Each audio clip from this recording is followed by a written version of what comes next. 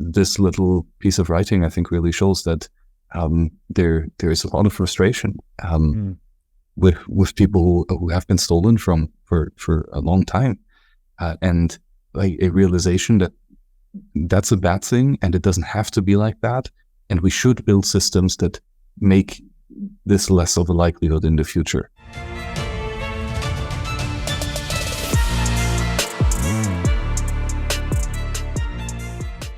Hey everybody, welcome to the What is Money Show. I am thrilled to have you here joining me on my mission to help shine light on the corruption of money.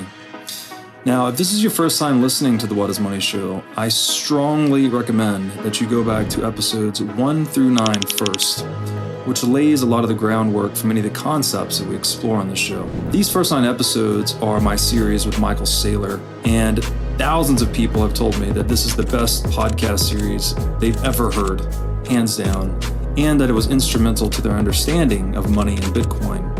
So if you're looking to start a deep dive into the nature of money, I don't think there's any place better that you can start other than episode 1 of this show.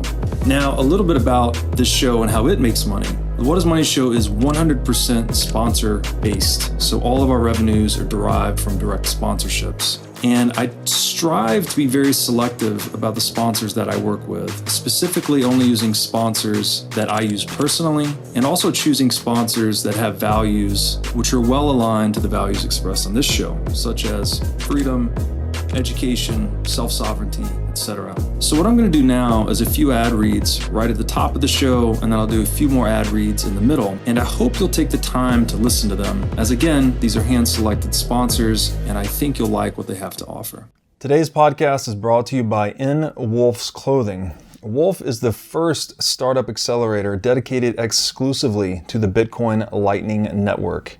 4 times per year, Wolf brings teams from around the world to New York City to work with like-minded entrepreneurs, pushing the boundaries of what's possible with Bitcoin and Lightning. The program is designed to help early-stage companies achieve product-market fit, develop their brand, secure early-stage funding, and grow businesses that help fuel the global adoption of Bitcoin. So go to wolfnyc.com to learn more about the program or apply. Again, that's wolfnyc, WOLFNYC.com. Max Hillebrand, welcome back to the What is Money Show. Hello and welcome, Rob. I'm really looking forward to this round of our ongoing series. I think it's one of the lesser known, but one of the most powerful pieces that we've read so far. It's going to be fine. Yes, very excited. I had not heard of this one until you made the recommendation. And yes, we are continuing with the Crypto-Anarchist series, where we've been reading a number of, I guess, relatively obscure essays from Crypto-Anarchist, largely in regards to making an attestation for individual liberty over state power, something like that, I guess is the general theme. And the piece we're reading today is titled Declaration of Separation, and in usual style, we will read the piece in full, and then we'll go through it piece by piece and provide some commentary. So with that, I will do the honors today. Title of this piece is A Declaration of Separation, and it is addressed to the governments and people of Earth. We claim the right to exist, and we will defend it. We do not seek to overthrow anything. We do not seek to control anything. We merely wish to be left alone. All we ever wanted was to live in peace with our friends and neighbors. For a long, long time, we bore insults to our liberty. We took blows. We did what we could to avoid injury, and we worked through the system to get the offenses to stop. That has now changed. We no longer see any benefit in working through the world's systems. At some point, working within a system becomes cowardly and immoral. For us, that point has arrived. Regardless of the parties in power, their governments have continued to restrict, restrain, and punish us. We hereby reject them all. We hereby withdraw from them all. We hold the ruling states of this world and all that appertains to them to be self-serving and opposed to humanity. We now withdraw our obedience and reclaim the right to strike back when struck. We will not initiate force, but we do reserve the right to answer it. We did not choose this. It was forced upon us. To the governments of Earth. You are building cages for all that is human. In the name of protection, you have intruded into all areas of human life, far exceeding the reach of any Caesar. You claim ultimate control of our property and our decisions, of our travels and even our identities. You claim ownership of humanity far beyond the dreams of any emperor of any previous era. Understand clearly. We reject your authority and we reject your legitimacy. We do not believe that you have any right to do the things you do. You have massive power, but no right to impose it upon us and no legitimacy. We have forsaken you. We are no longer your citizens or your subjects. Your systems are inherently anti-human, even if all their operators are not.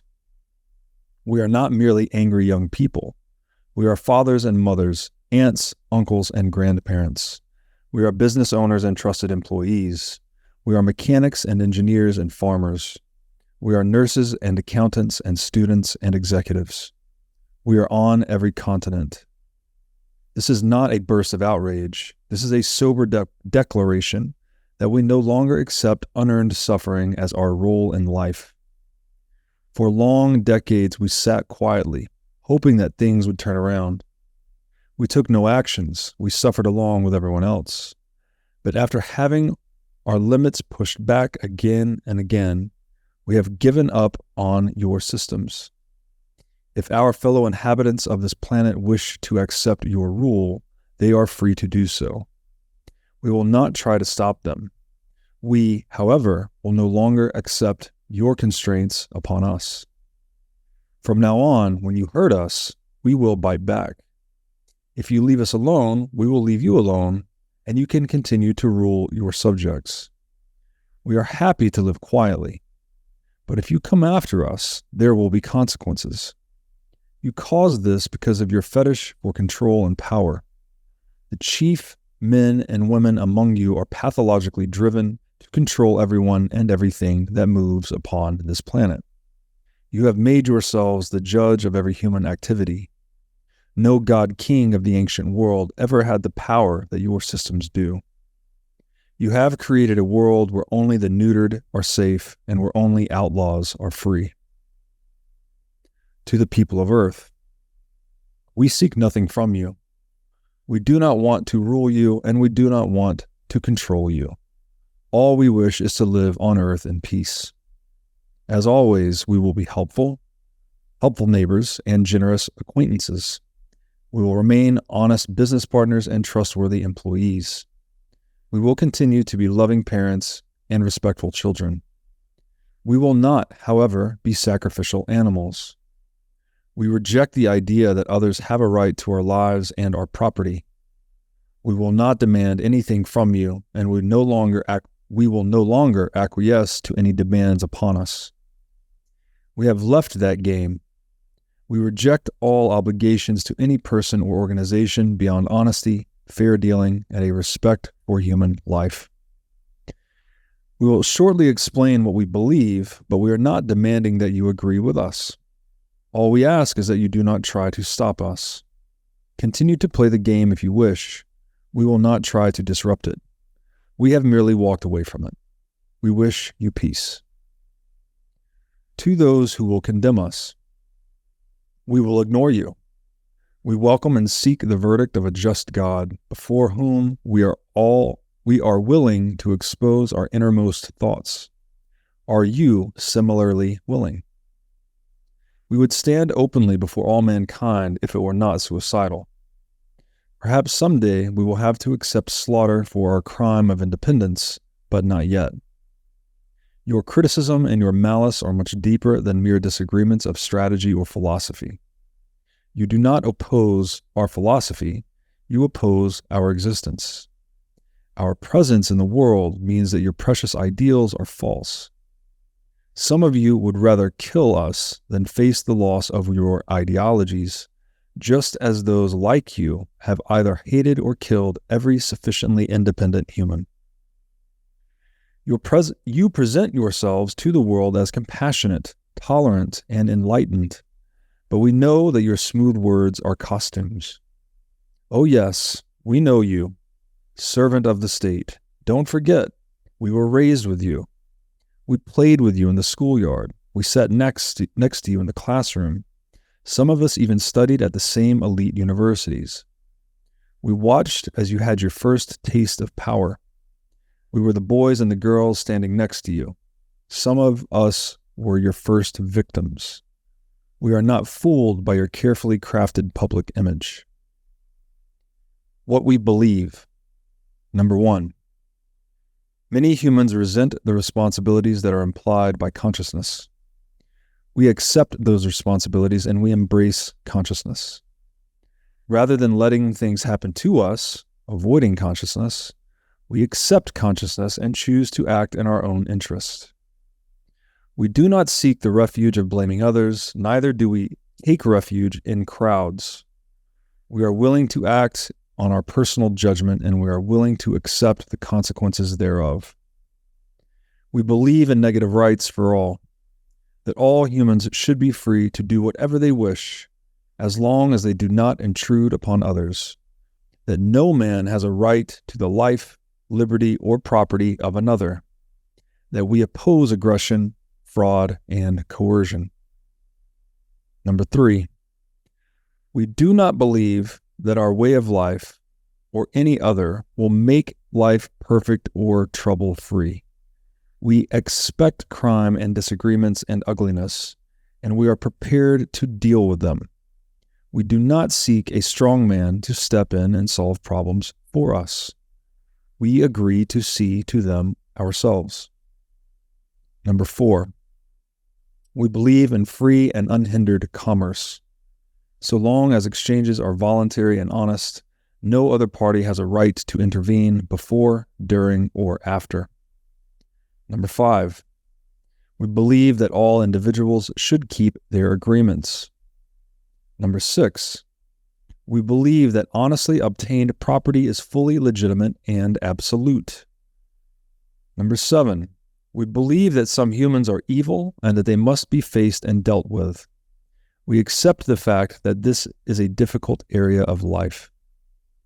Number 8, we believe that humans can self-organize effectively. We expect them to cooperate. We reject impositions of hierarchy and organization. Number 9, we believe that all humans are to be held as equals in all matters regarding justice. Number 10, we believe that the more a man or woman cares about right and wrong, the more of a threat he or she is perceived to be by governments.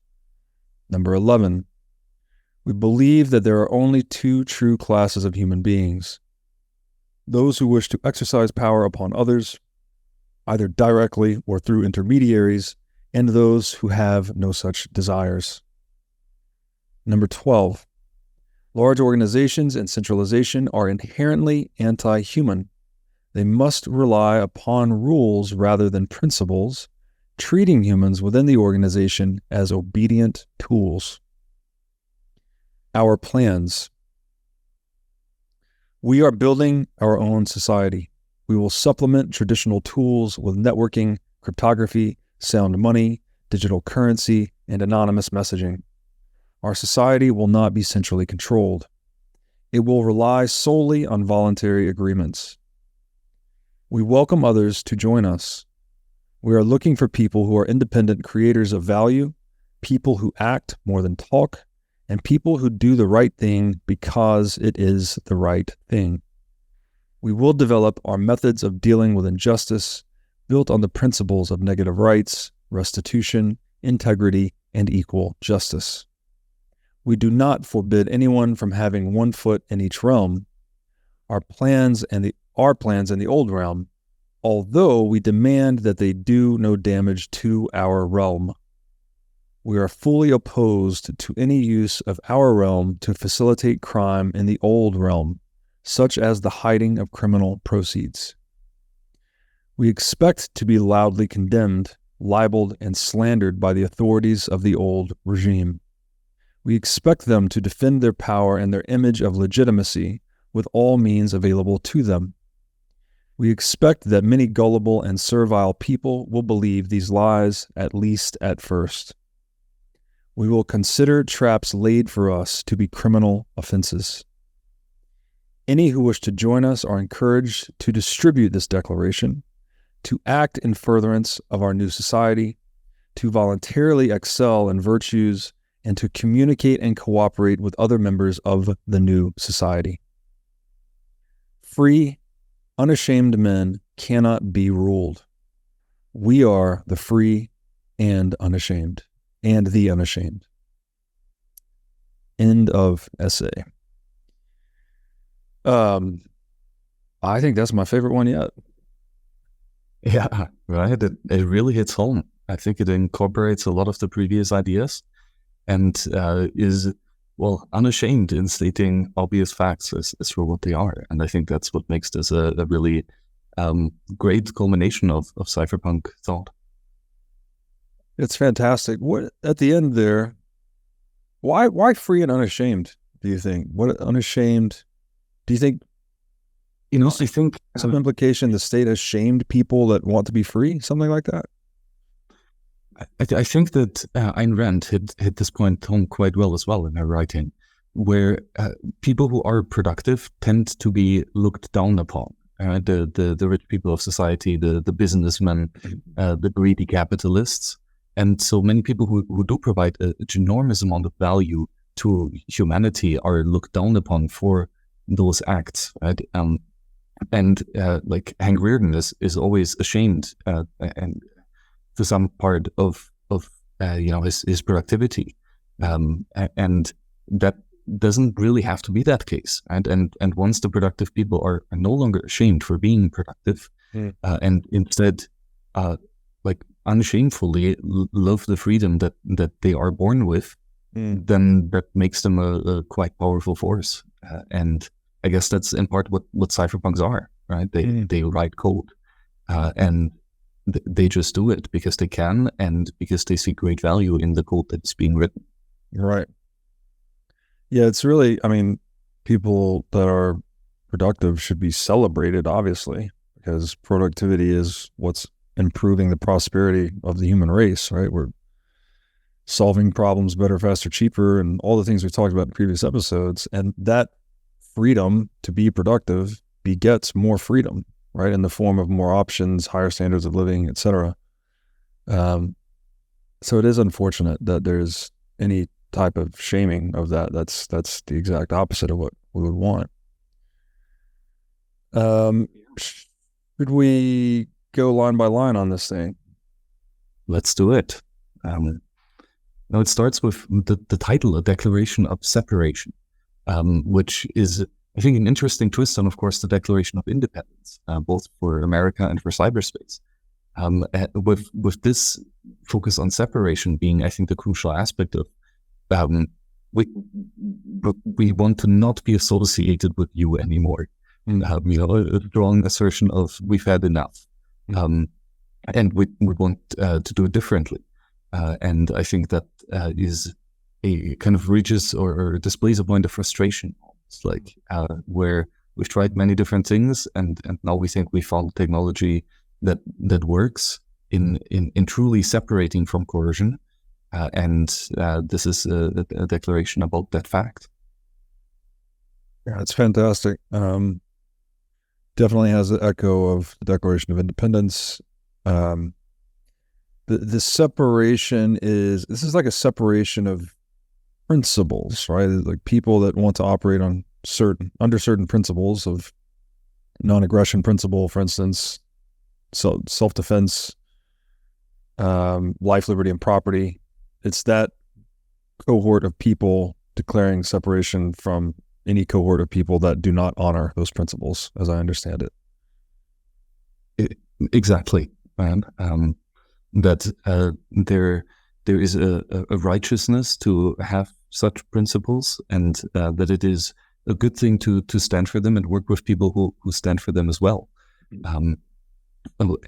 Especially when these principles are about individual sovereignty and choice, and as numerous times stated, this is not just declaring independence and declaring war on the other party. Of our ideas, our thoughts can only survive if we stop you from existing.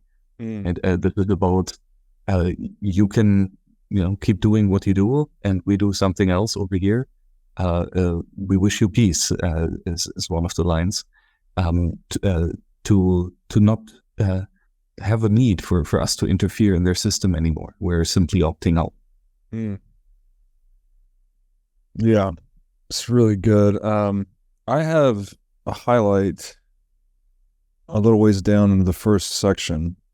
I don't know if you wanted to maybe read the beginning parts and we could do so. I don't remember. Do we go line by line or do we just go highlight to highlight? I thought we went line by line. Yeah, well, line by interesting line. Okay. So there are a couple of sections, each addressed to different parts of humanity, and the first to the governments and the people of Earth, so more general introduction, and that we claim the right to exist and we will defend it. The right to exist is the human axiom, right? Humans exist, humans act, and they argue, and that is just how reality is, and it's a good thing that we exist. We have the right to exist. It's not a wrong thing to exist, and therefore we will stand on defending that and making sure that things are right and that people are left alone. While also echoing that we don't want to overthrow anything. Right? The right to exist means that other people have that right equally. And so interfering with someone else's existence and overthrowing their will is something that we're not interested in. Yeah, a little further down, I'll read the excerpt and then ask a question about it. So in that first section, addressed to the governments and the people of Earth, author writes, regardless of the parties in power, their governments have continued to restrict, restrain, and punish us. We hereby reject them all. We hereby withdraw from them all. We hold the ruling states of this world and all that appertains to them to be self-serving and opposed to humanity. We now withdraw our obedience and reclaim the right to strike back when struck. We will not initiate force, but we do reserve the right to answer it. We did not choose this. It was forced upon us. This got me thinking about the nature of social institutions, that it seems like the core problem is I guess the idea of a social institution is to create a set of rules that bind all participants equally in that social institution, right? It's like the classic idea of equality in the eyes of the law, that we're all equal in the eyes of the law, as an example. But the problem is social institutions are composed of human beings, and those that are running the institution tend to eventually engage in some arbitrary, uneven, or asymmetric application of those rules, right? The classic rules for thee, not for me situation, where, maybe a judge or someone else that's on the inside of the legal system is giving favorable treatment to family members or whatever, whereas he's not giving the same treatment to other people that have infringed on the law. And so I guess this is another way of saying perhaps that the best way to construct a social institution is to make them resistant to such uneven application of rules, right? You want it to be, ideally you want people, again, to be binded universally with whatever the rules are, applied to each one evenly.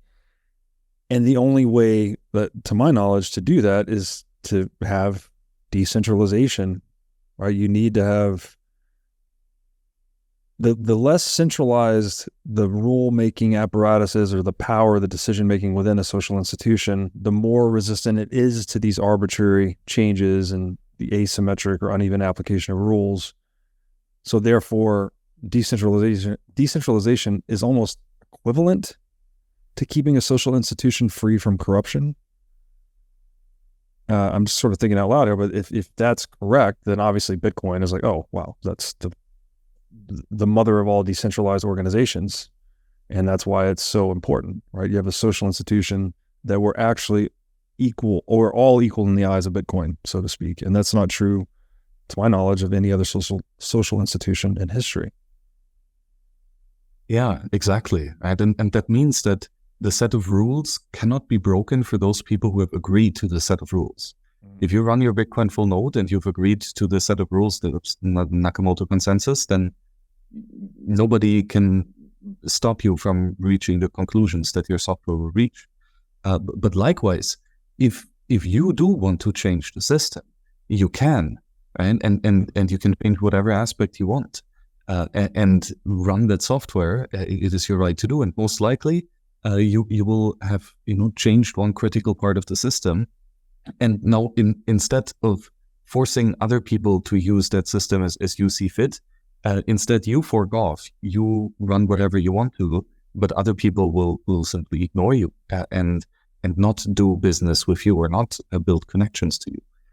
So Bitcoin is a decentralized system in the sense that there is no monopoly, right? Nobody can stop you from providing an alternative system and from leaving the existing status quo. And this is a crucial part of Bitcoin that will make it more likely to succeed in the long run. Mm-hmm. So that is the ideal of a democracy, basically, right? Maybe I'm saying this wrong, but maybe it's not democracy. It's the ideal of, if you don't agree, what did they said earlier? We're going to create a world based on agreements. If there's a disagreement, then you just, as you said, fork off into your own society or your own group. And that's fine. That's okay. That's freedom, right? That's what you would want. And then people have options. Well, do I agree with this rule set or this rule set? And you can just go participate.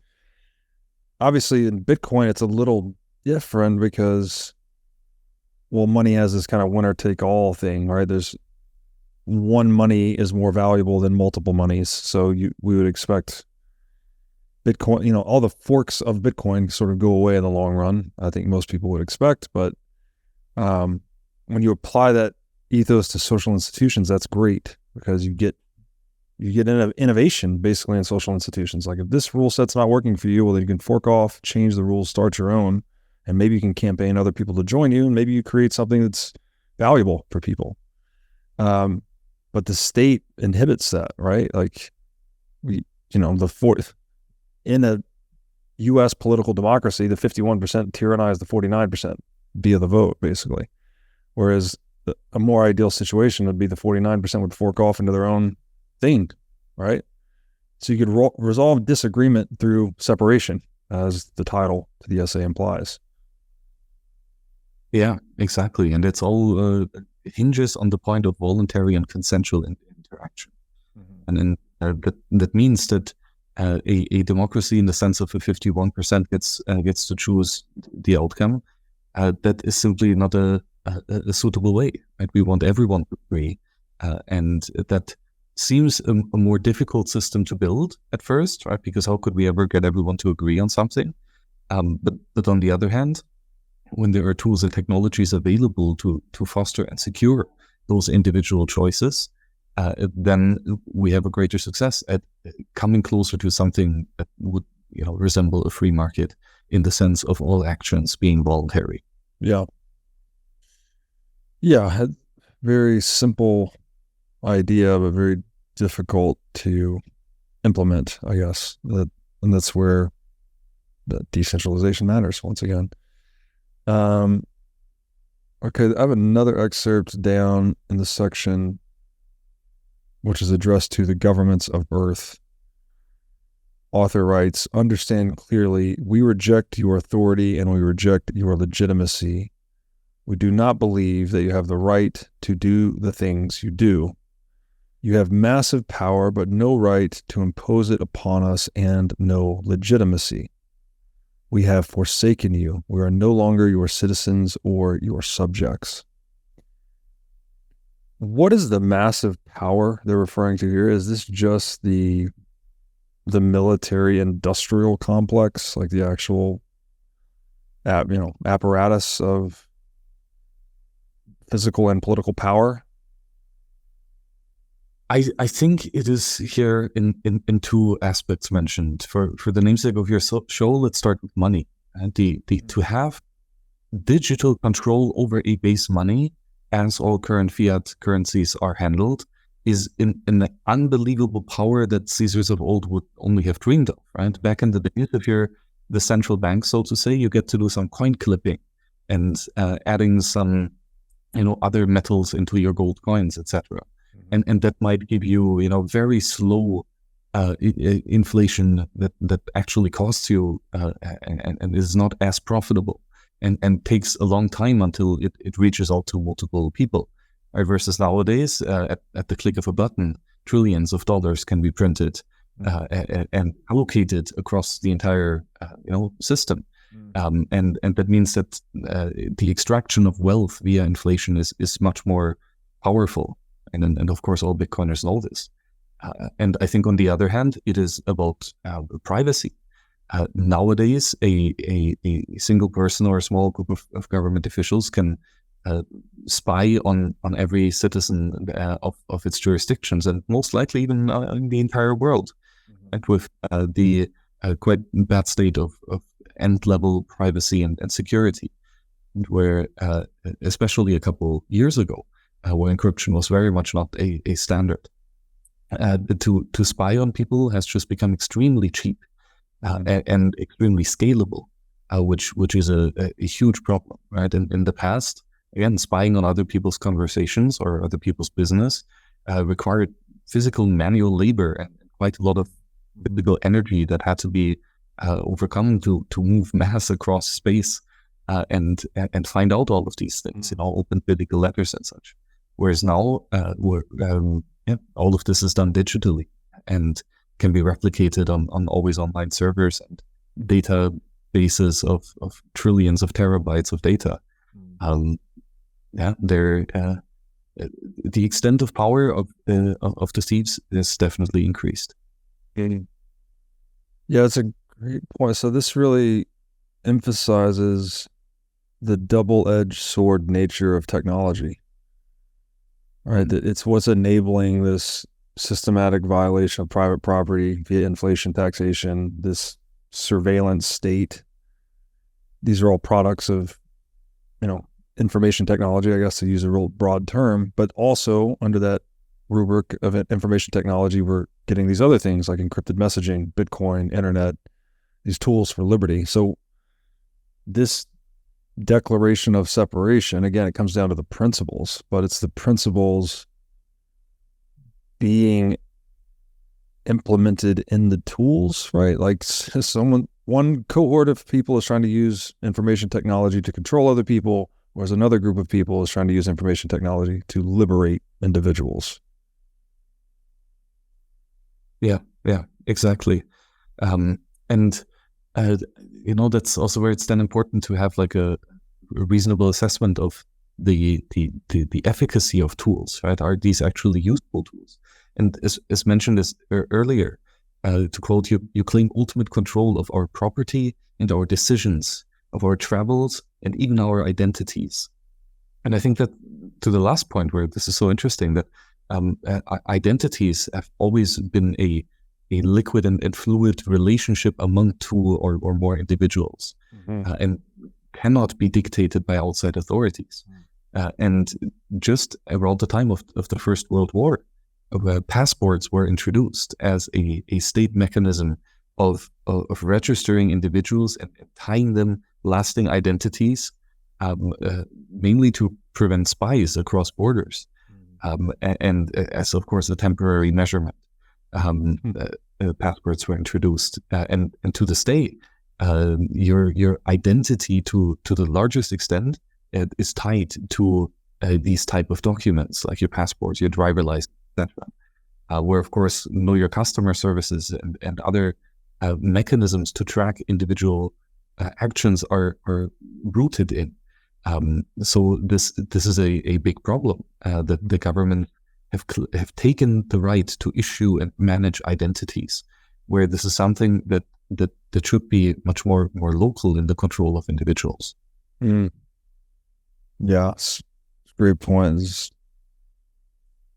centralization, decentralization again, right? Tools that enable decentralization versus tools that enable centralization. And that is this is the struggle. This is old as human time, I guess. Right? It's like power to the people versus power to the state. If you are a business owner or manager, you should know these three numbers: 36,000, 25, and 1. 36,000 is the number of businesses that have upgraded to NetSuite by Oracle. NetSuite is the #1 cloud financial system, which allows you to streamline accounting, financial management, human resources, and more. NetSuite turns 25 years old this year. That's 25 years of helping businesses do more with less, close their books in days rather than weeks, and to drive down cost. And finally, 1, because your business is one of a kind. So with NetSuite, you get a customized solution for all your key performance indicators in one efficient system with one source of truth. NetSuite is everything you need all in one place. Right now, you can download NetSuite's popular KPI checklist designed to give you consistently excellent performance absolutely free at netsuite.com/whatismoney. That's netsuite.com/whatismoney to get your free KPI checklist. Again, netsuite.com/whatismoney. Now I'd like to tell you about our sponsor, iCoin Technologies. iCoin has released a free software update for all existing wallet holders that includes a secure messaging feature called Chamber. With the Chamber upgrade, you can send text messages with all the security benefits of a cold device. With wallet-to-wallet encrypted messaging, there is zero chance of a message being decrypted by a snooping third party. Chamber's encrypted messages can only be created and read on an iCoin wallet, which means messages are never seen in plain text on a hot device. You can use any messaging platform to send Chamber encrypted messages. Even if the messaging channel is compromised, your messages will remain uncrackable. You can now generate and store your message encryption keys on a cold device. This means you become the central authority, and your encryption keys are never seen on a network-connected device or kept in cloud storage by a third party. So why not protect your private communications like you protect your Bitcoin private keys? Pick up a few iCoin Chambers today for friends, family, and coworkers. With the iCoin Chamber, your privacy is built right in. Go to iCointechnology.com today and use promo code Bitcoin23 for 30% off of this new sleek hardware wallet. Okay, I'm going a little bit further down, still in the section To the Governments of Earth. Author writes, "From now on, when you've heard us, we will bite back. If you leave us alone, we will leave you alone, and you can continue to rule your subjects. We are happy to live quietly, but if you come after us, there will be consequences. You caused this because of your fetish for control and power. The chief men and women among you are pathologically driven to control everyone and everything that moves upon this planet. You have made yourselves the judge of every human activity. No god king of the ancient world ever had the power that your systems do. You have created a world where only the neutered are safe, and where only outlaws are free." This reminded me of one of my favorite passages in Atlas Shrugged. It comes from Francisco's money speech. And Ayn Rand writes, "Then you will see the rise of the men of the double standard, the men who live by force, yet count on those who live by trade to create the value of their looted money, the men who are the hitchhikers of virtue. In a moral society, these are the criminals, and the statutes are written to protect you against them. But when a society establishes criminals by right and looters by law, men who use force to seize the wealth of disarmed victims, then money becomes its creator's avenger. Such looters believe it's safe to rob defenseless men once they've passed a law to disarm them, but their loot becomes the magnet for other looters who get it from them as they got it. Then the race goes, not to the ablest at production, but to those most ruthless at brutality. When force is the standard, The murderer wins over the pickpocket, and then that society vanishes in a spread of ruins and slaughter. And I just saw a lot of overlap between those two passages. That again, we're just trying to establish principle or standard of human interaction. And if that standard is made to be physical force, then the incentives are basically to be as brutal as possible to win the game. And this Declaration of Separation is proposing the libertarian alternative to that, right? Consent as the standard by which humans interact rather than physical force. Yeah, exactly. And, again, going back to Atlas Shrugged, where all of a sudden the productive people simply vanish and leave the world behind. Right. That is separation. That is their separation. And it is also the best way to bite back against such a system, funnily enough. Right? Just separating and saying, leave me alone and I will leave you alone, takes away all the power of the parasite, because the parasite is nothing without the victim that is needed to lead capital off. Right.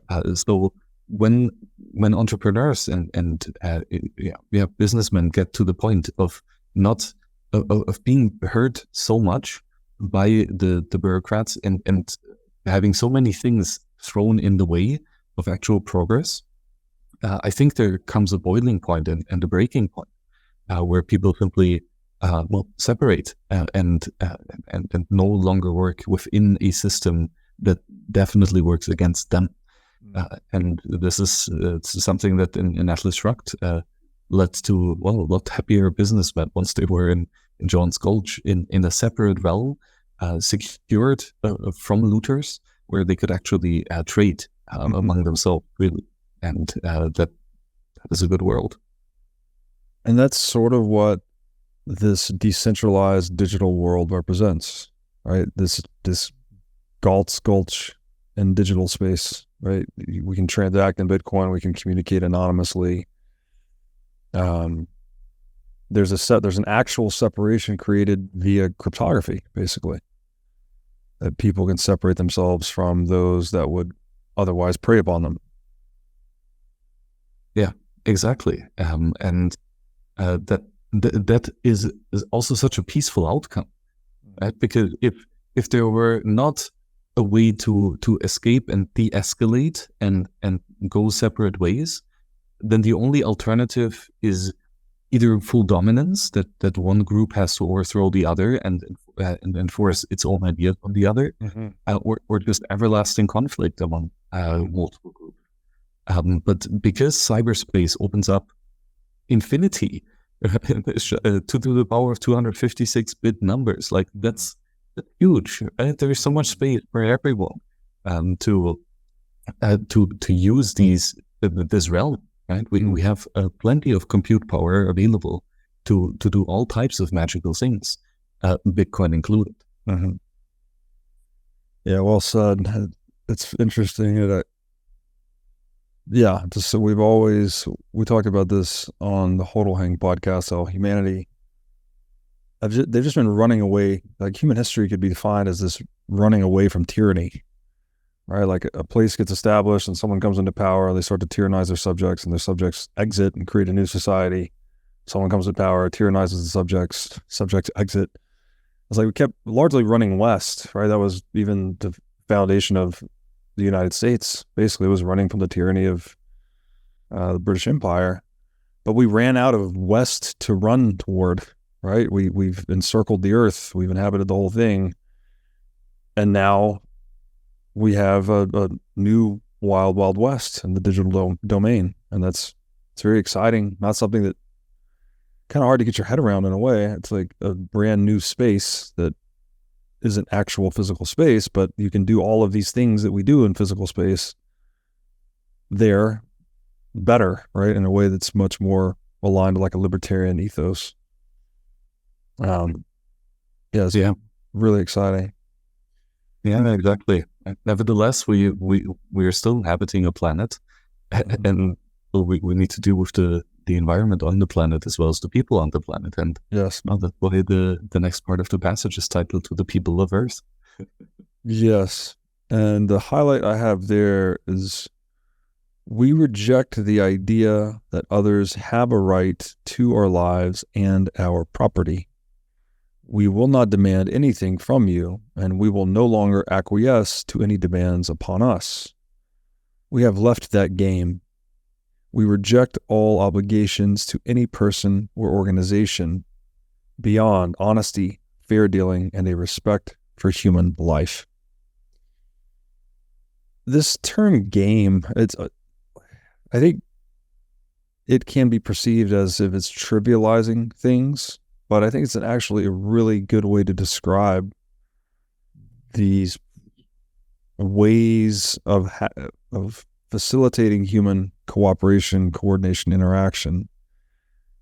Because in games, there are incentives, right? There's ways to score points. There's certain strategies that work. There's rules, like all of these things that exist in the real world, like in markets and entrepreneurship.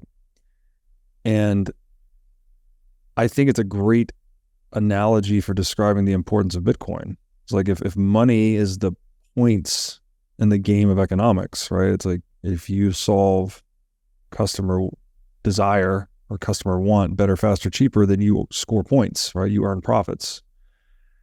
That's the world you want. You want a world where people solving problems get paid. But we have a world in which people creating problems also get paid, right? People coercing and stealing from others.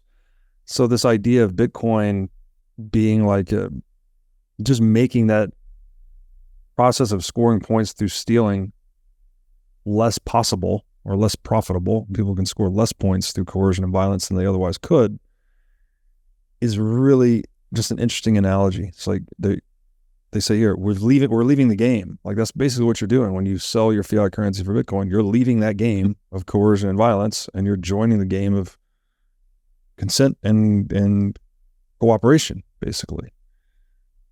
Yeah, Bitcoin is the perfect example for this type of mindset. Right? Like, remember Ron Paul? Like, he was all about ending the Fed, reforming the Fed, and changing the system from within, and spent an enormous amount of energy on trying to do just that, and ultimately achieved very little, unfortunately. Yeah. Versus Satoshi realized that no, we don't need to force our opinion onto others. That cannot work. We need to find a system that is newly created where everyone agrees to, and that is what Bitcoin is, a new consensus on what the new money should be. And that is something that is playing out in front of our eyes, right? A new voluntary emergence of something as critical and as complex as money. Yeah, it's well said. And it reminds me of, I think it was Buckminster Fuller said something like, you don't change things by tearing down the old, but instead focusing your energies on creating something new. So Ron Paul, God bless him, like he brought that idea, right? The problem, he emphasized the problem of central banking to a lot of people, brought it to a lot of people's consciousness. I applaud the effort, but I also agree that it's like, what does Jeff Booth always say? Trying to fix the system from inside the system. Like it doesn't quite work. You need something that's outside or tangential to the entire thing that is disruptive to it, basically, right? It's like there's a better solution, there's a better money, there's a better social institution over here. People will just, out of their own self-interest, they will migrate into it rather than trying to tear down the old system and build something new and force the migration. That's just, it's much more difficult to accomplish. Also reminds me of Hayek's sly roundabout way, right? Like he really thought money would never be fixed until by some sly roundabout way, we introduced something that the state could not stop. And so all of these things, these old quotes, they really lend themselves to Bitcoin in an interesting way. I have another excerpt. I'm down under the section, to those who will condemn us. The author writes, you present yourselves to the world as compassionate, tolerant, and enlightened, but we know that your smooth words are costumes. Oh yes, we know you, servant of the state. Don't forget, we were raised with you. We played with you in the schoolyard. We sat next to you in the classroom. Some of us studied at the same elite universities. We watched as you had your first taste of power. We were the boys and girls standing next to you. Some of us were your first victims. We are not fooled by your carefully crafted public image. And so again, this, like,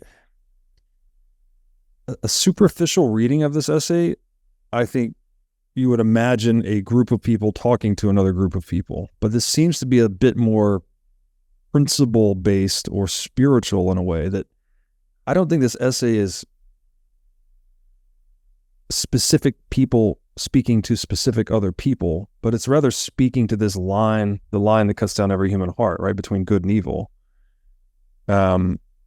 Sure, I mean, I guess too, they're talking to people that have walked the wrong path, but this whole essay rings to me much more about that principle. Like, it's speaking to every individual. It's like, choose to walk.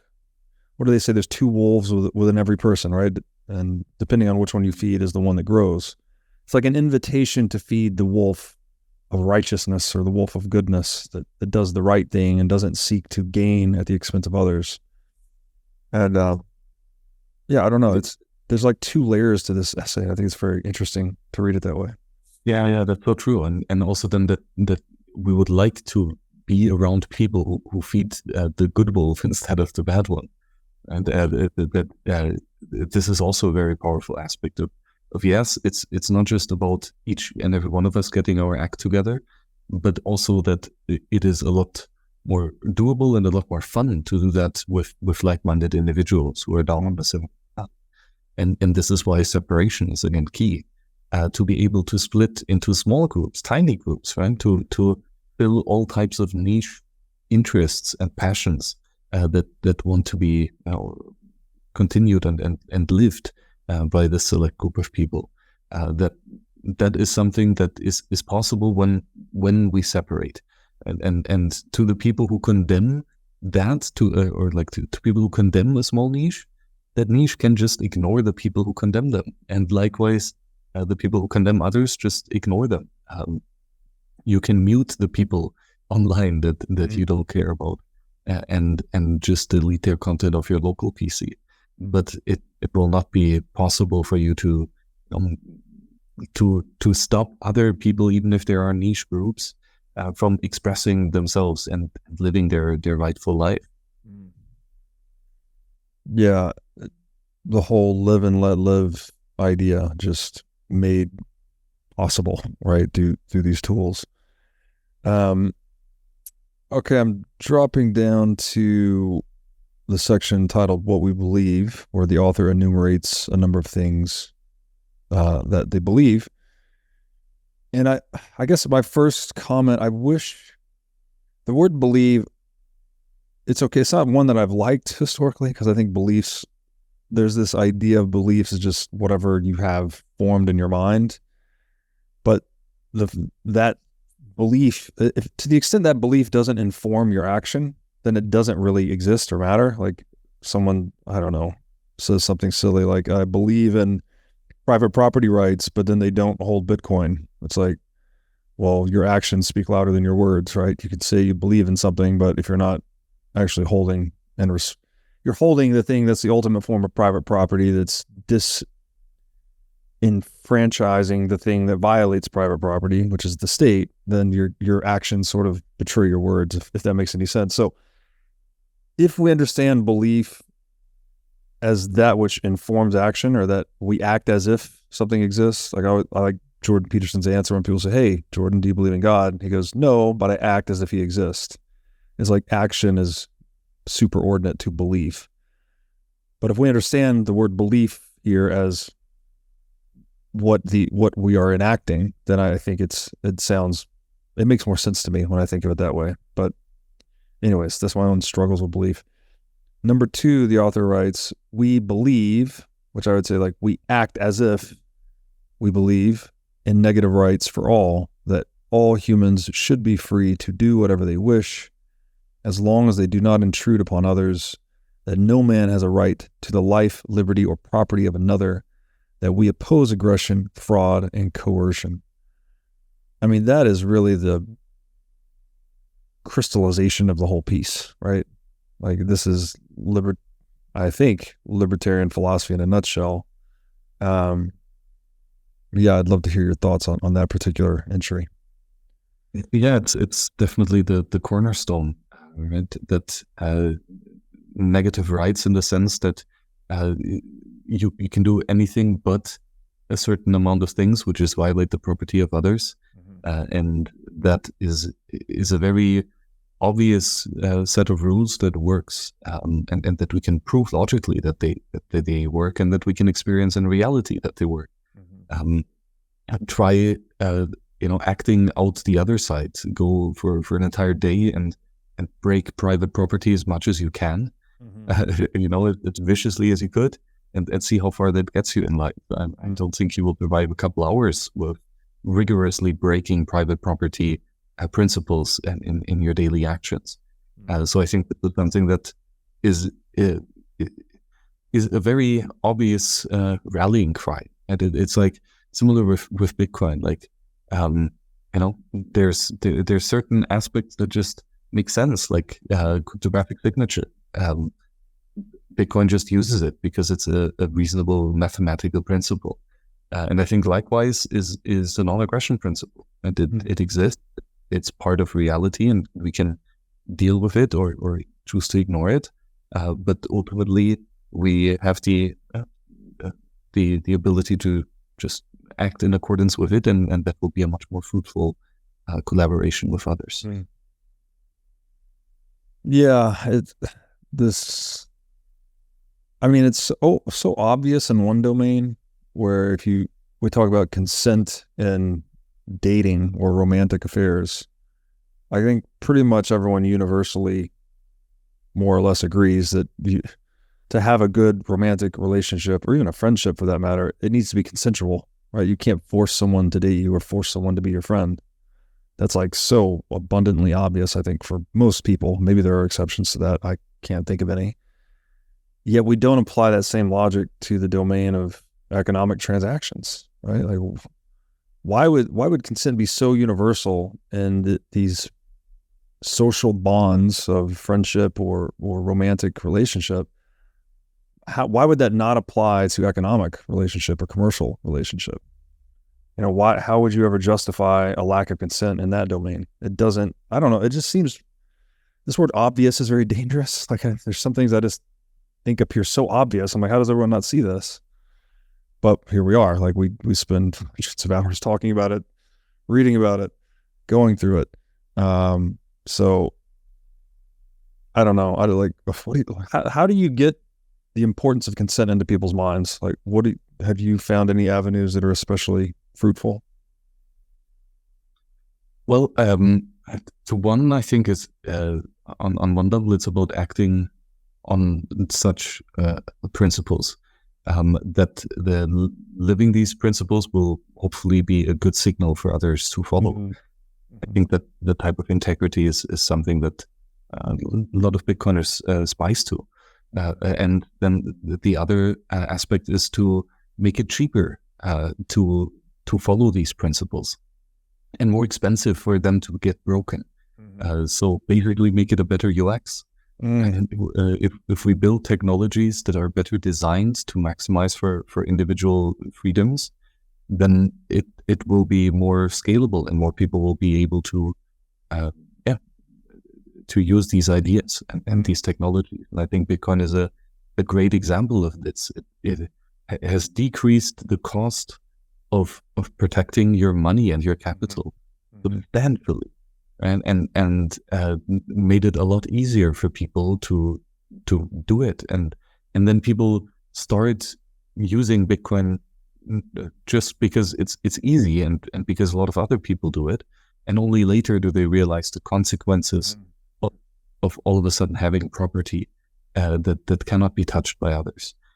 This then initiates that chain reaction of just character change that people seem to experience after first being exposed to Bitcoin. So here Bitcoin is a great Trojan horse of of getting people hooked on what it means to be free. Well said. And that's point well taken too, like to spread the message of the importance of consent. You need to obviously embody that, right? You need to be the change you wish to see in the world, right? So don't coerce, right? Don't allow yourself to be coerced. Like, basically stand firm in your demand for consensual interaction in all domains of your life.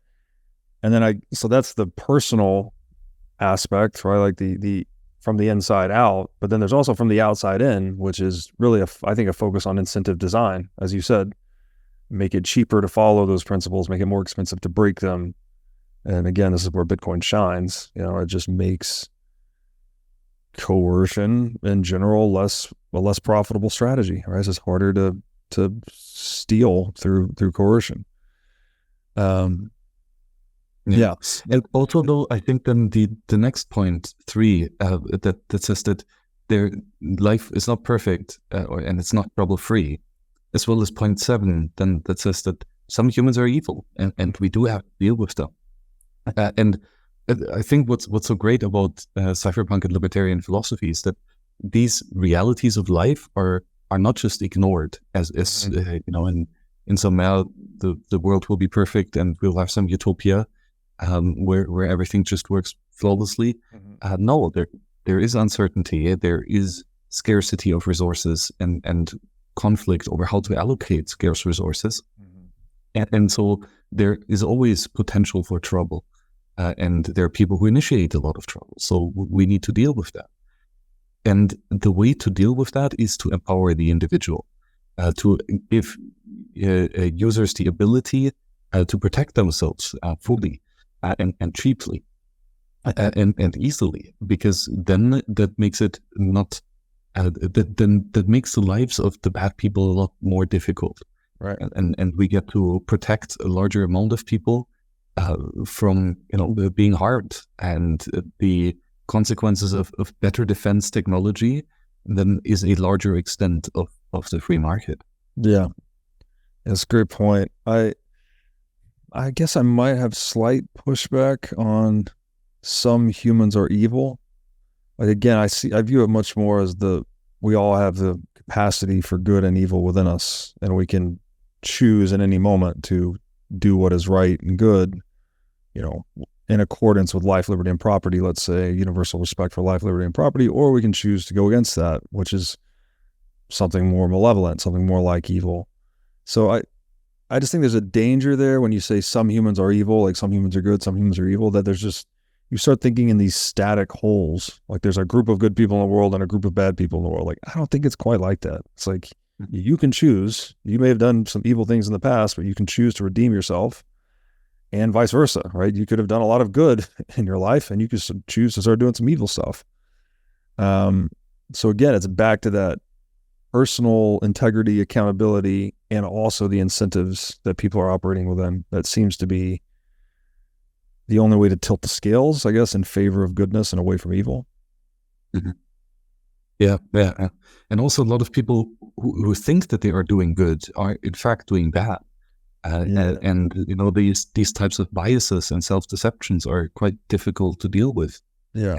Especially in the trends of times. With for example, a lot of Nazi prison guards who right. or soldiers who did atrocious war crimes thought that they're doing just fine and dandy. Yeah. And that is quite interesting how one can mislead himself like that to this extent. And always a good time to ask if you're the one being misled. Like, maybe Bitcoin is a horrible idea, and we are ushering in a new surveillance society where hopefully that's not the case. But it's a good question to ask. Is it the criteria though? I mean, again, maybe I'm just looking at this too narrowly, but it's like, are you violating life, liberty, and property with this action? Yes or no? Like, if the answer is no, then it's probably good. Like, maybe it's neutral. I don't know. Maybe it could just be like a neutral, inconsequential action. But if it's not violating life, liberty, or property, And you, as you said, I think this is Platonic, right? Everyone only does what they think to be good. That's like, it's the restatement of praxeology that all human action is an expression of value. People are going to do something because they think it's going to improve their situation, right? That's why you get out of bed in the morning. That's why you eat. That's why you exercise, whatever the thing is, like you're doing it toward some end.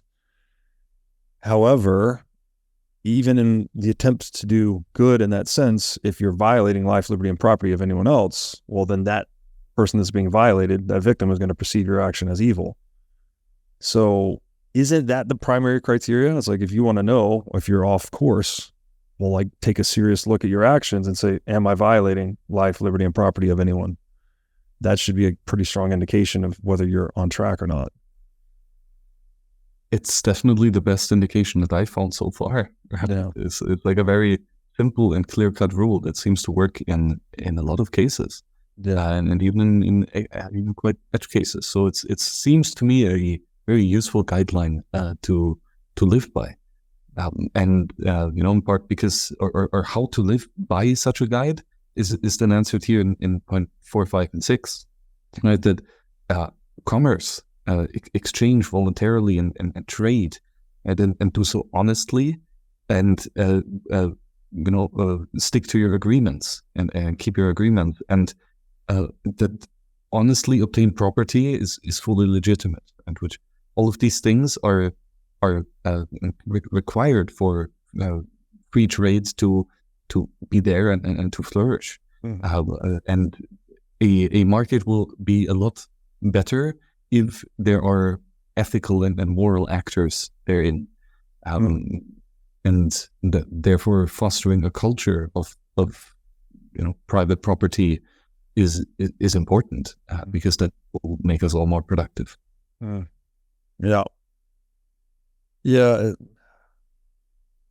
It's maybe too abstract for people. Maybe that's why it's hard to get this principle embodied.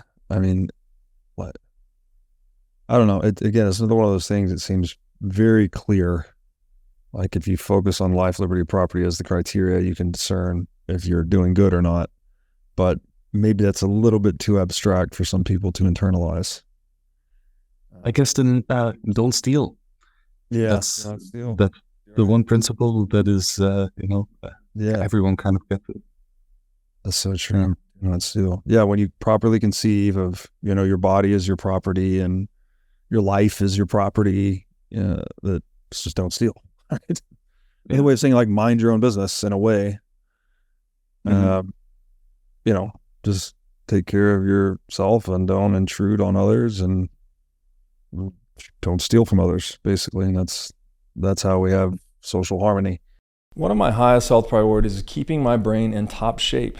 To take care of my brain power, I do many things, such as striving to read, write, exercise, and meditate daily. One of the latest tools in my brain power toolkit is MindLab Pro. MindLab Pro is a nootropic supplement that is scientifically proven to enhance your brain power. When I take MindLab Pro, my mind feels like it has a better grip on the world. My thinking is more lucid, and the articulation of my speech is much more clear. MindLab Pro has been tested in rigorous, double-blind, placebo-controlled human trials, and has been proven to enhance brain power for users in every age group. MindLab Pro is an advanced formulation of 11 nootropic ingredients and is backed by research from 1,473 human trials conducted over a period of 32 years.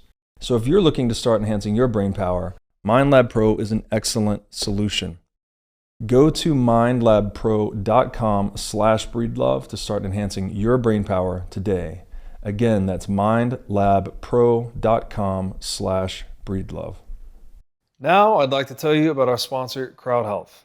CrowdHealth is a crowdfunding platform for paying medical expenses in lieu of an insurance policy. CrowdHealth recently announced that it is integrating Lightning payments with Breeze's Lightning SDK. In the United States, we spend more than twice the average amount of money on healthcare than other developed nations. Medical costs are one of the leading causes of bankruptcy in the United States, and it is not a secret that the medical system in the US has many issues. The CrowdHealth model is based on offering an alternative to the conventional insurance policy at a cheaper price point. For a monthly membership fee of $50, CrowdHealth will negotiate medical bills to get the cheapest price possible, help locate healthcare providers, offer access to their member crowdfunding service, and more. Prior to the Breeze integration, CrowdHealth had been functioning over traditional fiat payment rails, which introduced unnecessary transaction fees and delays in settlement. By integrating Lightning payments into the CrowdHealth business model, payments between members can now be made with near zero fees and with final settlement occurring in mere seconds. So go to joincrowdhealth.com/breedlove today to sign up. Okay, I'm looking at number 9. Again, we're still under the list of what we believe. Author writes, we believe that all humans are to be held as equals in all matters regarding justice. Again, I think equality of outcome, totally bogus. Humans are only equal in the grave, right? You're never going to have equality of outcome. The world is very, I always say heterogeneous, right? Everything's different. There's different outcomes. People are all, everyone's not going to be a plumber, for instance, right? You need plumbers, you need executives, you need teachers, you need all these different areas of specialization. For instance, you need people of, different sizes, skills, etc., to kind of make the world operate. Also, equality of opportunity, this came up in a more recent conversation with Svetsky. Like, that one's kind of bogus too, because no one's born in the same place at the same time, in the same level of wealth, same status, same health, on and on and on. Like, basically everyone's born with a unique opportunity set, and then that opportunity set changes over time. So there's no such thing as equality of outcome or equality of opportunity. I think those are both just farcical notions. But equality in the eyes of the law, right? Ideally, transparent and unchangeable rules for everyone to play by, right? Such that the play is peaceful, rather than rules that are mutable and changeable. Then people will start to fight over who gets to control the rule-making apparatus. That's a disaster, right? That's back to what Ayn Rand said earlier about when force becomes the standard. So equality in the eyes of the law, I think, is an ideal state, and I don't think there's been any better implementation of that than Bitcoin, right? That people are actually all equal in the eyes of Bitcoin. There's zero discrimination, prejudice, or misapplication of rules. Like, everyone's equal and in the eyes of Bitcoin, so to speak. I'd love to hear what you think about this idea of equality and how it pertains to justice. Yeah, exactly. It's that these are universal rights, right? Rights that are applicable to everyone at all times and at all places. Universal rights or natural rights do not change simply because we're on a different side of the planet, or simply because a couple 100,000 years have passed. They are constant, constants of nature that humans have been subject to all the time, and because of these constants of nature, humans have flourished to what we have now. Right?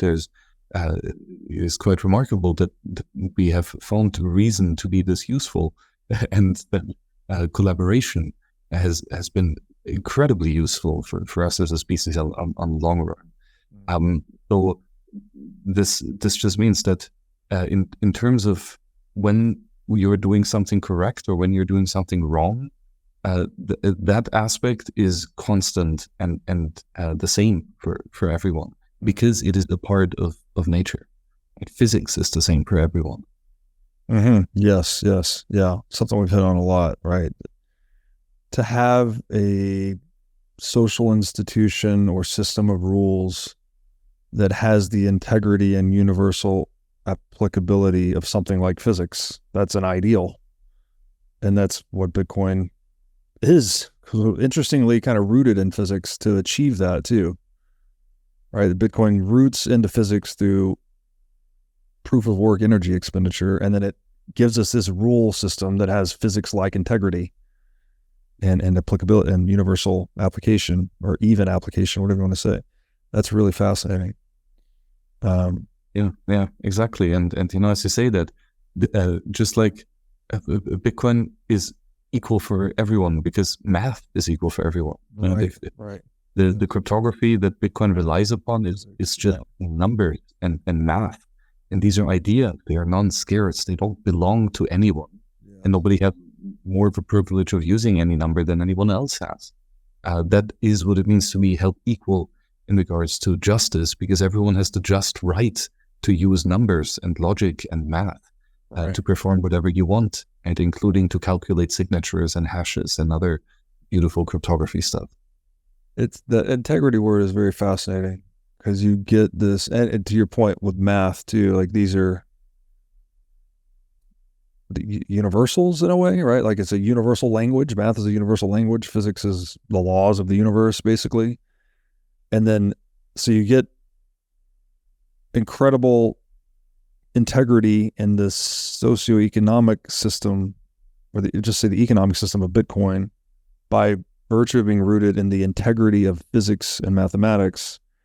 And then it inspires the development of personal integrity in people that really go down the Bitcoin rabbit hole, right? These people starting families, focusing on health, family, community, business. And it's that integrity seems to be the through line that's really interesting. You have like physical integrity, economic integrity, and then personal integrity, all facilitated by this one innovation. And that is quite mind-blowing to me. Yeah, definitely. Yeah, and I think the part 10 here is very interesting in the context of Bitcoin as well. That those who care really hard about the true and bad things, that they are a great threat to the state. And I think Satoshi was the perfect example thereof. He was very vehement in saying that the fiat monetary scheme is bad and wrong, and that it should be replaced or superseded by a much better system. And that's, I think, why Satoshi chose to be anonymous, because he understood the immense threat of saying to the government very clearly that no, printing these ungodly amounts of money is not okay. And that's why Satoshi only stuck around for a short period of time, well, certainly good that he did so. This is, I think, part of that cypherpunk ethos. We can use the technologies of encryption and solve money now, thanks to Bitcoin, to build useful tools without revealing our identity or without sticking there around to manage the upkeep of the system, because we have decentralized systems that just run on them for themselves. Yeah, great point. And yeah, cementing the decentralization of Bitcoin too, right? The disappearance is, I think, a key component to that. And again, back to the importance of decentralization, you're not going to have a system that's resistant to corruption unless it's decentralized. So Satoshi's disappearance was really kind of it's a big component of the decentralization, I would say, at a minimum. Especially the social layer, right? Like if he was one guy running around, then it would be a lot easier to run a PSYOP or something against Bitcoin and say this thing is not what it purports to be. Look at this guy. Here are his personal flaws and failings, and it would diminish the decentralization narrative for Bitcoin, I think, for sure. So thank you, Satoshi, and please don't come back. I'm going to read an excerpt now. This is down into the last section titled Our Plans. Author writes, "We welcome others to join us. We are looking for people who are independent creators of value, people who act more than talk, and people who do the right thing because it is the right thing." Now, the question I had written down here was, how do we define the right thing? But I'm thinking we may have hit on that earlier with the life, liberty, and property, right? Like if your actions are in accordance and not aggressing against anyone's life, liberty, or property, then it's probably you're in the right wheelhouse of the right thing. What are your thoughts about the right thing? Yeah, I think we can define it apophatically in the sense that the right thing is anything that's not wrong. And finding what a wrong is much easier. Right? It's anything that violates property. And that we can define neatly. And than doing whatever is right. Very broadly defined. And I like how Peterson put this too. Don't lie, or at least tell the truth, or at least don't lie. Like you might not be able to do something that's fully right, like all perfect and virtuous, but at least do something that is less harmful, less thievery than otherwise would be. Yeah, that's a great point. Yeah, that's great. That's great. So it simplifies it, right? You're back to do not steal, which is like, that's basically the right thing. Whatever you're doing, as long as you're not stealing, then you're probably doing the right thing. Stealing cannot be construed, obviously. Yeah. And I wonder though if it's enough, right? If that baseline is all that we need for ultimate flourishing, right? Or if there's something that is more than just, there's a difference between doing something that's at least not wrong, but that's far away from being great. So there is still probably something that is needed to differentiate and pull us higher, more towards that direction. I think we hit on this in one of our prior discussions too, to the point you just made. Lying isn't technically stealing, right? Like Rothbard says, it's okay to lie, but you and I, actually it was in our Ethics of Liberty series, because we were going, well, that doesn't seem right. Like lying is clearly not ideal. So like how does that fit into the libertarian ethos? It's justifiable if someone's coercing you, right? The guy kicks in your door, where the jewels at? Well, you probably lie to him. That's fine. But in general, at least intuitively, ethically, it doesn't seem like a good thing, but it's not violating the do not steal principle. So there is something else there, right? There's some gap. We even tried, I made an attempt. I said like lying is something like stealing from your future self, because the truth comes out eventually. You're going to pay that price at some point. If not you, then someone. So someone's going to get hurt eventually by that lie. So maybe, I don't know how you connect those dots, but there is a gap there. Yeah, that is a really tricky question, right? And I think Hoppe is trying to tackle this issue at Austrian economic science and the Austrian method, with the argumentation axiom basically being needed in order to have a full sense of morality. So I think it is very interesting to see if not stealing is enough. I would definitely be curious if there's another simple principle, or even a more fundamental principle that more holistically encompasses everything within just one set of rules. Yeah. But do not steal seems good enough so far as a single rule to follow, and if we can further condense it, that would be cool. I would offer another viewpoint on that I think a lot of the lying is motivated by stealing. The lying is used as a means to the end of stealing, right? That's what propaganda is. That's what mainstream media bullshit narratives are, right? Whatever. Marxism, from each according to their ability, to each according to their need. Like, that's a lie, right? It's not even possible to do that. And yet it's used as this cover story for theft, right? For Marxism, for the abolition of private property. What else? Nobody is safe until everybody is safe. The pandemic lie, right?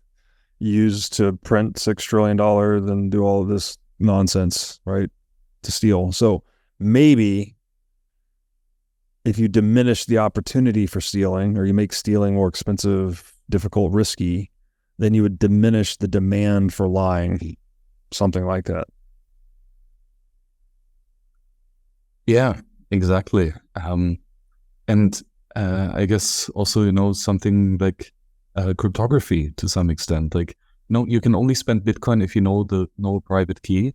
And that means anyone could spend Bitcoin if he would just lie to people, hey, I know the private key, right? But ultimately, we can build systems where it's like, sure, you can tell whatever you want, but prove to me mathematically Right. that you know the private key. And until you prove it, or if you prove it, then I know that you're not lying, because Right. you just conclusively proved to me that, in fact, yes, you do know this private number. Yeah. And this is, I think, why cryptography and crypto dynamic systems are so interesting, because they rely on mathematics, and mathematics are true. And there you will have a clear differentiation and impossibility to lie about functions. That's a great point, that for a lie to work, the person that's being lied to needs to trust the liar. And if the ethos of Bitcoin, don't trust, verify, is introduced to the extent that it can be, well, then there's no opportunity to lie, right? Because you have to verify. So it's what don't trust, verify reduces the attack surface of lying, something like that. Like, very, it's interesting. It's a philosophical thing, almost metaphysical in a way, because the system itself is not lying, and then it's also somehow imprinting those values into people, right? That, don't trust, verify, then you can't even lie to me. It doesn't work, so therefore you won't do it because it's not a good means to an end. Back to that integrity thing, right? Like, Bitcoin has this interesting physics-like integrity, and then it inspires personal integrity, or incentivizes personal integrity. Fascinating. Yeah. One of the next parts I really like here is we do not forbid anyone from having one foot in each realm, ours and the old realm. And I think that's fascinating, right? That we want to separate from the looters and do our own things and be peaceful and voluntary and productive. However, there's a lot of people in that first realm of violence and coercion, and a lot of people means division of labor, and it means large amounts of capital that can be allocated to solve quite difficult problems. So it would be quite restrictive to work only with peaceful people if the entire world has gone mad and stealing from each other, and that means that it would be unwise to have a system where you need to be within one realm entirely, because that is a lot more difficult, a lot more complex. And again, we would have to make a firm decision and stick through with it. But on the other hand, reality is that we have the ability to go in and out of these two realms more or less frequently, right? Where you can work in a realm of coercion with government licenses and registrations and taxes and inflation, for part-time, and then on the other hand escape into a more free society to do some other part of your life, like raising your children or having side hustle, etc. These are things that are not bad things, right? You can. It is better to be a little free and to be sometimes in the second realm of voluntary interactions rather than never be there, right? And be in the fiat-like society the entire time. So it does make sense as a strategy to occasionally put on the mask of being part of the fiat realm, while then building up a fallback mechanism in the second realm. Interesting.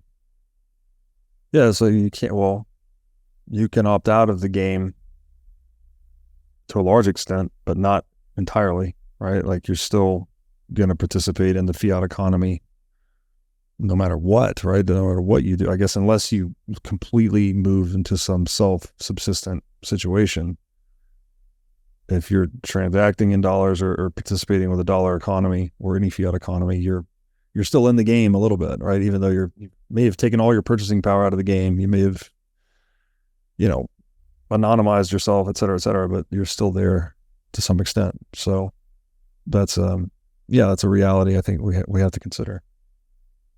Yeah, and there seems to be a tendency towards the second realm. And I think Bitcoin is another cool example of this, where people buy a couple $100 worth of Bitcoin at the beginning, right? A small percentage point of their portfolio, and throughout time, because Bitcoin is in the freedom realm where number go up and people get wealthier because we create more wealth and more value, then Bitcoin, was all of a sudden 50%, 90% of their portfolio, simply because that is where all the value was created.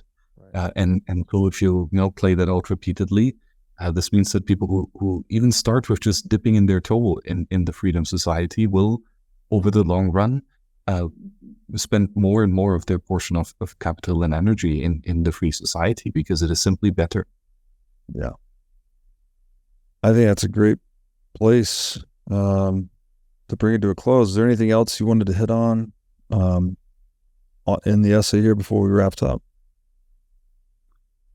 Yeah, I guess to back to what we started with, free and unashamed men cannot be ruled. With I think a great realization of people who know that they are free and who are not afraid of being free. People who know that they can be productive and create value, and who are not ashamed for being productive and creating this value. Those are the men that hold up the world. They are Atlas, and if these people shrug and declare independence from a realm of nature, then the world shakes because the engine of the world has been stopped. And this little piece of writing, I think, really shows that there is a lot of frustration with people who have been stolen from for a long time, and like a realization that that's a bad thing, and it doesn't have to be like that, and we should build systems that make this less of a likelihood in the future. And I think a great culmination of this path and the quest of the cypherpunks that we've now throughout these 4 or 5 episodes really, I think, dissected quite nicely. That we have realized that we are free and we are no longer ashamed for the power that we have, and that means now we can build and we can build some quite beautiful things with things like encryption and anonymous identities, and now sound money. The things that can be built with these building blocks is astounding, and there is now a fully separated second realm in cyberspace, embodied by endless amounts of people on every continent, in every sector, every gender, and every race. People who work diligently and tirelessly on making this free realm a reality. And you can join us if you want. It is a pretty fun endeavor to be a part of. Yeah, and I mean, very inspiring. And you are a person doing that, right? You are participating in this building of tools for the atlases that hold up the world. For people that might be listening to this and feel inspired and they want to engage and they want to participate, like, what is it like? How does it feel to be doing what you're doing, right? At Wasabi and elsewhere, like the tools you guys are building, adding value to people's lives, enabling productive people to be more productive, to keep the fruits of their labor, et cetera, et cetera. Like, if you just speak maybe from your personal experience of actually participating in this philosophical enterprise of making people more free. It's certainly a fun and wild ride, and I think a lot of us have experienced this with Bitcoin already. So I think very relatable that it just feels good, and it feels right with interesting problems that need to be solved, but there's a very good reason why these problems need to be solved, and with a good why you can bear any how, and that is, I think, something that's really fun. A very tough challenge that is achievable, though. It's like a nice dopamine hit, and also the people whom you meet along that path is quite fascinating. And especially when you contribute for a longer time, the recurring relationships that you build are quite fascinating and really interesting, because Bitcoin seemingly is attractive to people with some amount of integrity, and it seems to give those people more integrity as they continue to be exposed with these ideas. So it's a just fascinatingly interesting bunch of people to work with, so just for that aspect, it's a bunch of fun. That's great. Max, man, thank you for doing this. As always, you've recommended another brilliant piece. I really think this is my favorite one so far. Just cuts to the chase and has a very actionable game plan. So yeah, thank you. I look forward to doing another one. Where can people find you on the internet? And I think you said too, Wasabi's may have launched something new recently. I don't know if you want to plug that. Yeah, we have. I agree. First of all, that this is I think the best part that we've written so far. It's a great culmination of everything that comes, all the way from Ayn Rand and Mises to Eric Hughes and Timothy May and others like this. This is really a great culmination, and I think it comes after the Bitcoin white paper as well. So very, very cool of how far the cypherpunks have built and how far it has adapted. And to Wasabi, yeah, we are continuing to build in the spirit of building tools that work, and the tools that are right, and tools where individuals are protected and cannot be stolen from nobody. Right? This to increase the cost of attack so substantially that any attacker is deterred from even attempting it, and that's a really fun endeavor.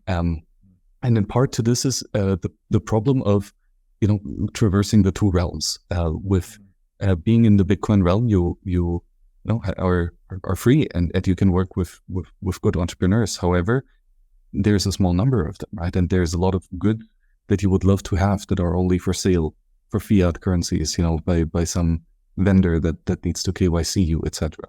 So for this, we recently released in Wasabi Wallet a buy anything button, which hopefully bridges those two realms, where you click the button and you have a chat interface where you type in exactly what you want to have. That can be a new laptop or a Bitcoin miner or some clothes or airplane tickets or a hotel room, a car, like a license plate, all of these things that you could buy. Just type in whatever you want and where you want to deliver to, and a team of personal agents will go and deliver these goods and services wherever you need them, and you pay them in Bitcoin, the most high quality money of cyberspace, and that ensures it's a good and high quality service. That's cool. So, wow, that's really cool, and that's just on Wasabi Wallet, Wasabi website. Where do people tap into that tool? So it's inside Wasabi Wallet, because it actually uses all of the, or not all, but many of the things that make Wasabi so great. Like for example, Tor. Right? Each time you create a new order, we use a new Tor identity, so that your IP address is protected, and they don't know exactly from which laptop or country you're making this request. And that also two requests are not easily tied to each other. And secondly, we want to ensure that the Bitcoin payment is private as well. And so it is within Wasabi, because there we can ensure that the payments are private.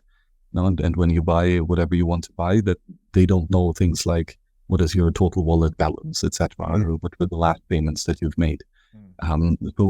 Therefore, it's bundled just inside Wasabi Wallet, and that's a pretty cool experience to use your now private Bitcoin thanks to Wasabi. That's awesome. Max, man, thanks again for doing this, and I will look forward to the next one. Yeah, likewise, Rob. Thanks for the invite, and thanks very much, guys, for listening. See you around. Bye-bye.